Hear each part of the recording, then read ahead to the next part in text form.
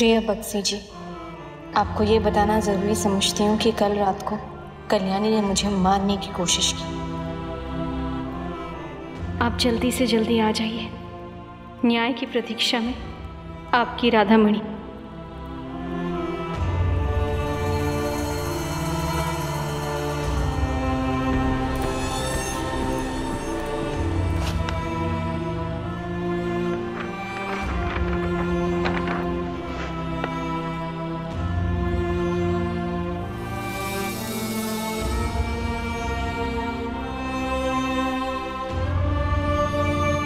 क्या हुआ? सब ठीक है?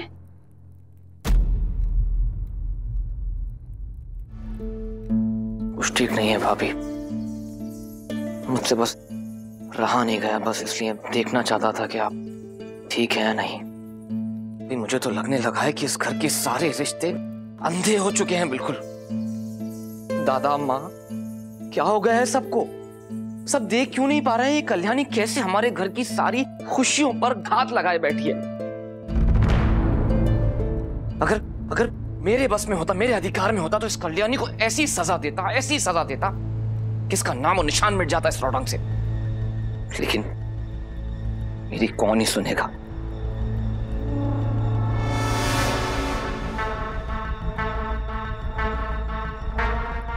और आप जानती हैं मेरी असली चिंता क्या है, मेरा असली डर क्या है? कि कहीं दादा ना लौट आए अभी, क्योंकि वो आ गए तो इंसाफ होने से रहा। क्योंकि वो तो कल्याणी पर इतना विश्वास करते हैं कि आजकल तो वो आपकी भी नहीं सुनते हैं उसके आगे।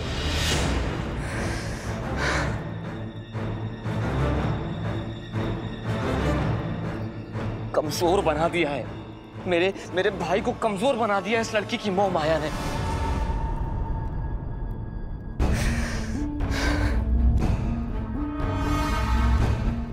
और ये कल्याणी निर्दोष होने का ढोंग रचने में ना समय नहीं लगाती, और दादा उस पर विश्वास करने में।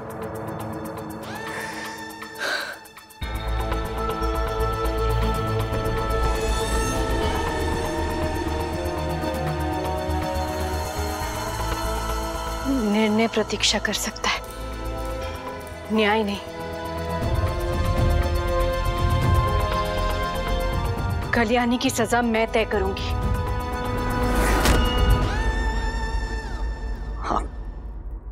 आप कैसे तय करेंगी भाभी? आप तो बहुत नरम दिल हैं, और जो सजा उस कल्याणी को मिलनी चाहिए ना, आप नहीं दे पाएंगी। और आपकी इसी अच्छाई की वजह से ये कल्याणी हमेशा फायदा उठाती है।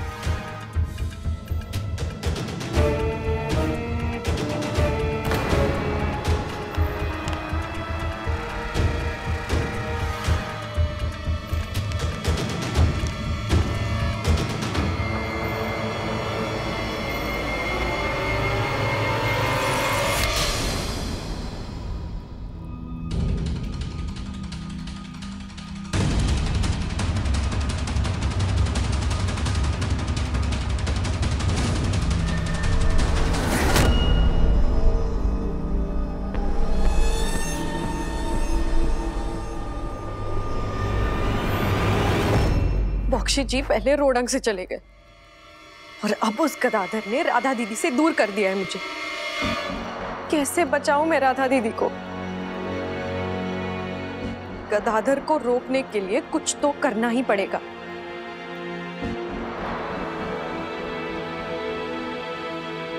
क्या करूं? कैसे करूं?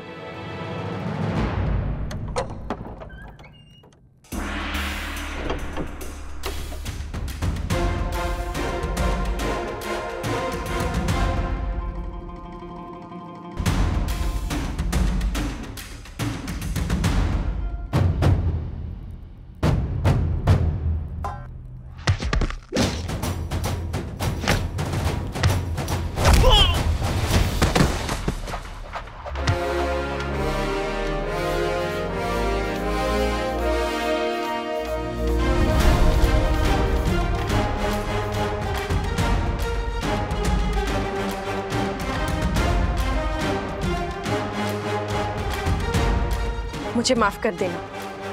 मैं जानती हूँ तुम बस अपना काम कर रहे हो, लेकिन मुझे मेरा धर्म निभाने के लिए ऐसा करना पड़ रहा है।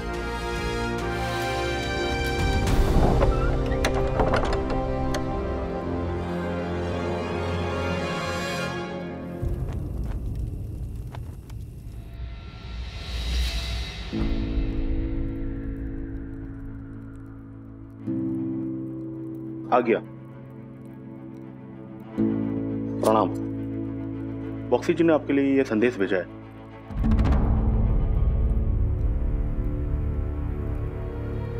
जगबंधु का संदेश?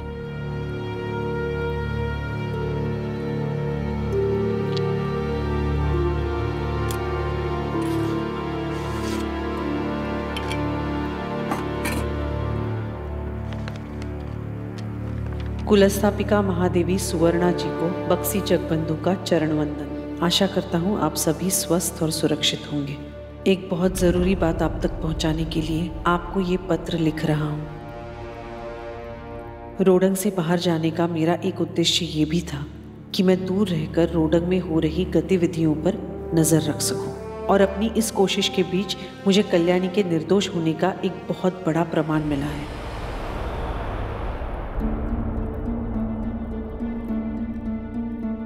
सिर्फ यही नहीं, किल्लेदार ने आत्महत्या नहीं की माँ, बल्कि उसकी हत्या हुई है, ये बात भी मेरे सामने आई है।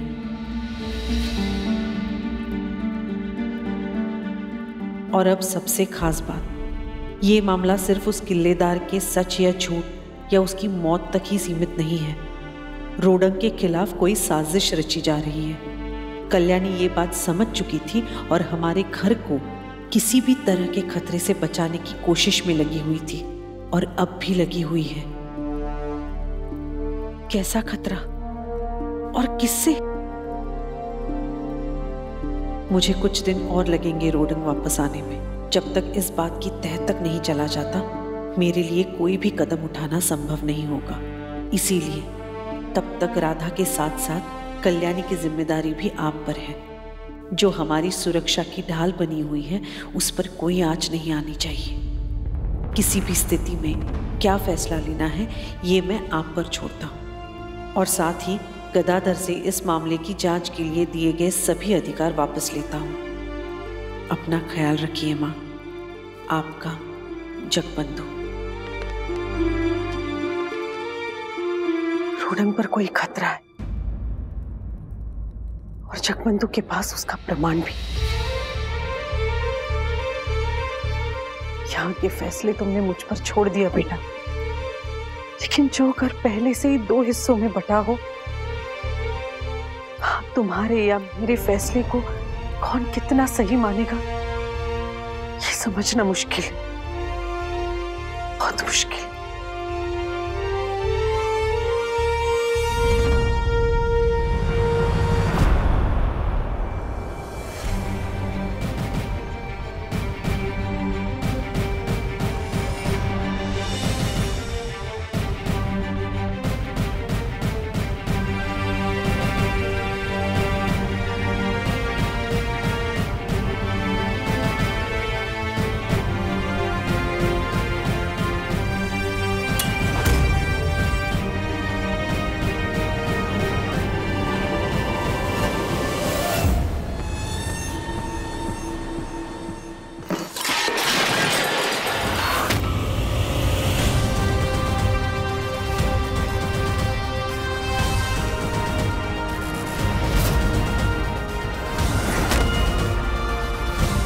समय बहुत बलवान है देवर जी। वो भले ही हमारे पक्ष में ना हो हमेशा, लेकिन उसकी गति चलती रहती है। उसका चक्र हमेशा घूमता रहता है, ठीक उसी तरह जैसे राधा दीदी और उनके बच्चे का सुरक्षा चक्र, जिसे मैं तुम्हें कभी भेदने नहीं दूंगी। इसलिए अच्छा यही होगा कि तुम अपना अपराध खुद कबूल कर लो और समय के इस पलटवार से मुक्त हो जाओ। मुझे तो बहुत डर लग रहा है। अब क्या होगा, सबको मेरी सच्चाई पता चल जाएगी, मेरा सच सबके सामने आ जाएगा। मुझे माफ कर दीजिए भाभी।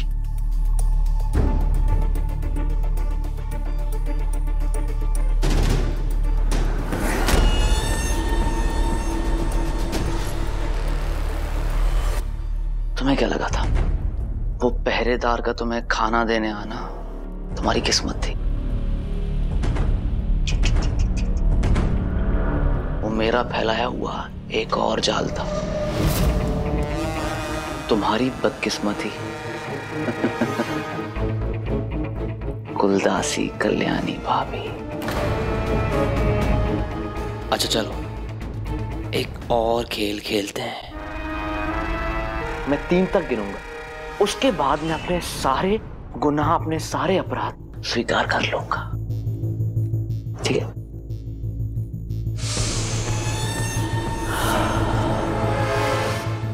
1 2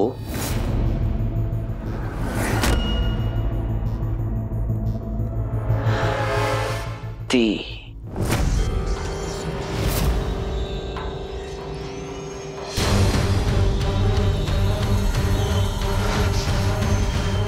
तुम मुझे मार भी दोगी ना, तब भी तुम राधा भाभी और उनके बच्चे को कुछ नहीं कर पाओगी।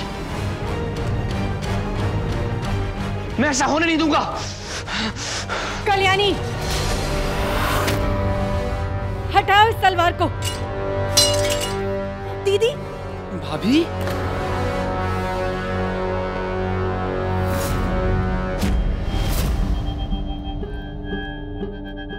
क्या हो रहा है ये?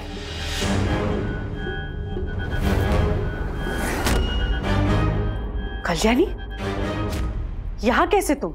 मैंने खुद देखा, कल्याणी गदाधर जी की हत्या करने जा रही थी।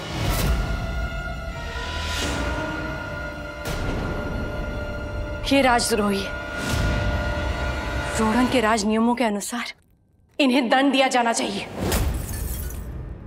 नहीं,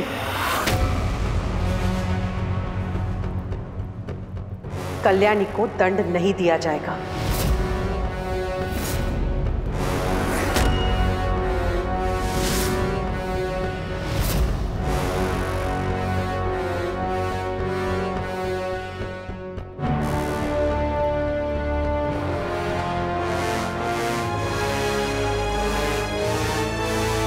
ये आप क्या कह रही है माँ? मैंने इस घर की कुल स्वामी ने अपनी आंखों से देखा है, कल्याणी ने तलवार गदाधर के गर्दन पर रखी थी। अब और कुछ बचा है इसके खिलाफ, जो अब भी आप इसे बचाने की कोशिश कर रही हैं? बख्शी जी के न्याय की बात की थी ना आपने, तो वही तो करने जा रही हूं मैं। फिर क्यों? क्योंकि जगबंधु की नजर में ये न्याय नहीं है।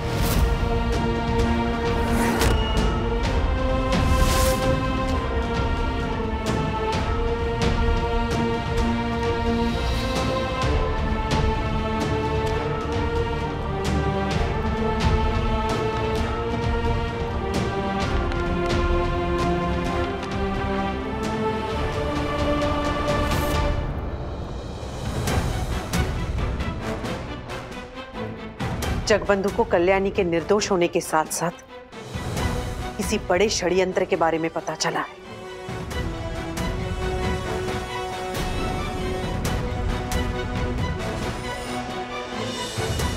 कुछ ऐसा जिसके कारण पूरा रोडंग खतरे में पड़ सकता है।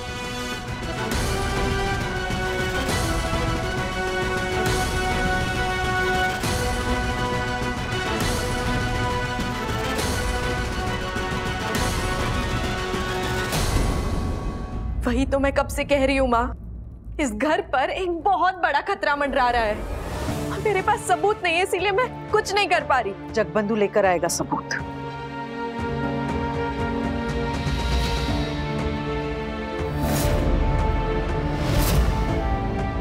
उसने ऐसा लिखा है।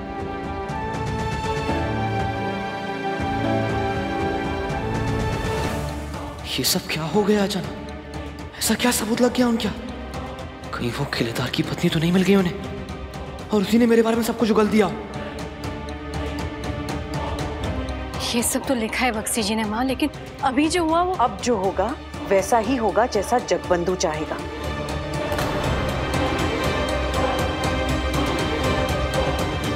प्रमाण उसे मिल गया है, अभी के लिए इतना काफी है। अब अगर इसके बाद भी तुम कल्याणी को दंड देना चाहती हो तो वो अन्याय होगा उस पर।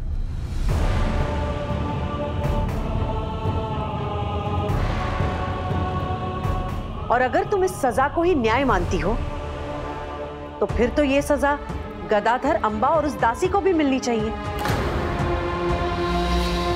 क्योंकि संदेह के घेरे में अब ये लोग भी हैं।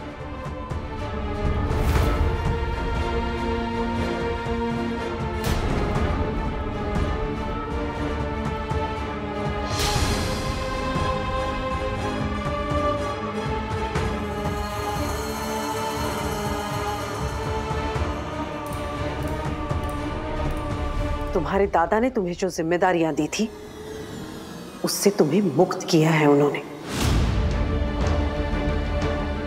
और जो अधिकार भी तुम्हें दिए थे वो भी तुमसे वापस लिए हैं। माँ, ये तो अपमान है, अन्याय है, ये सब गलत है। जगबंधु का फैसला है ये।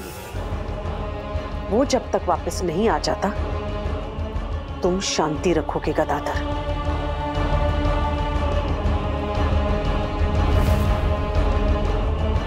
और तुम भी कल्याणी।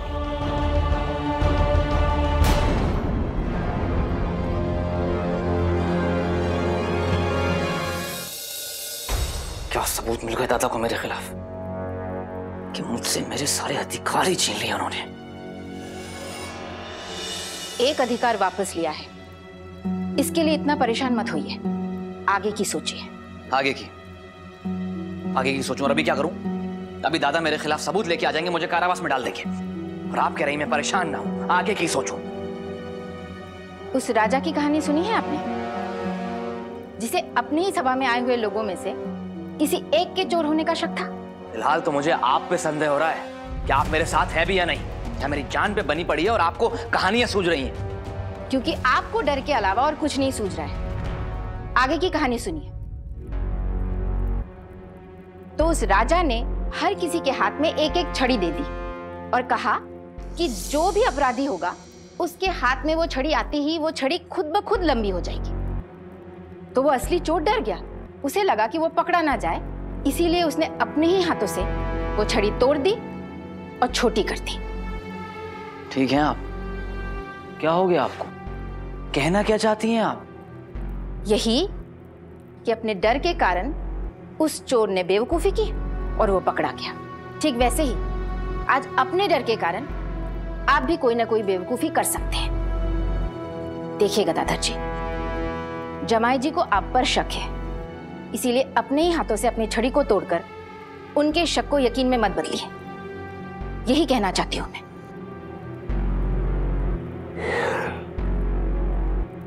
डर तो मुझे पहले भी था कि कहीं दादा को मेरे खिलाफ कोई सबूत ना मिल जाए, इसीलिए अंबा को मैंने खुद रोडंग से भगा दिया था। क्या? ये क्या किया आपने?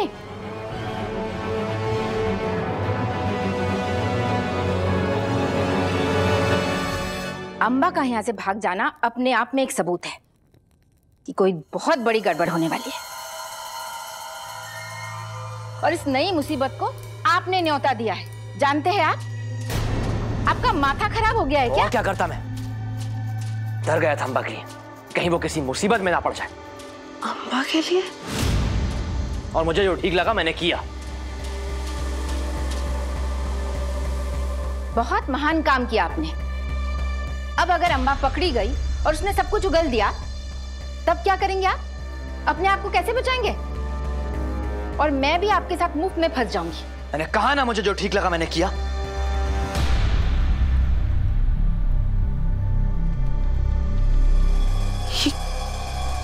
क्या कह रहे हैं? अंबा को बचाने के लिए उसे भगा दिया इन्होंने, पर किस बात से बचाने के लिए? और इन्हें अंबा की इतनी फिक्र क्यों होने लगी? इन दोनों को तो कभी बात करते हुए भी नहीं देखा। पता करना पड़ेगा कि आखिर चक्कर क्या है। ये राधामणि के कमरे में रख दी। माँ,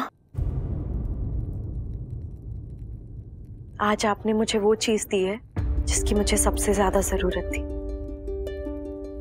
आपका विश्वास। मुझे मेरे बेटे पर विश्वास है। मैंने सिर्फ और सिर्फ उसके विश्वास की रक्षा करने का दायित्व लिया है, पर इससे तुम्हारा ओहदा नहीं बदलता इस घर में। कोई बात नहीं, जिस तरह से ही सही, मैं आपकी जिम्मेदारी तो बनी, अच्छा लगा। पापा तो नहीं है यहाँ, इस घर में आप ही तो बड़ी हैं।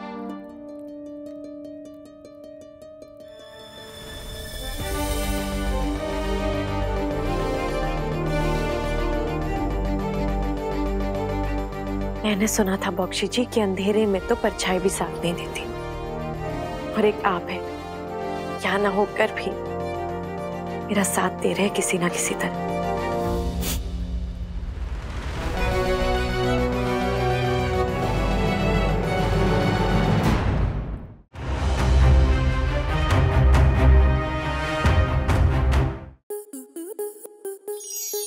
स्टार प्लस के ऐसे ही और बेहतरीन लम्हे देखने के लिए सब्सक्राइब करें हमारे YouTube चैनल को।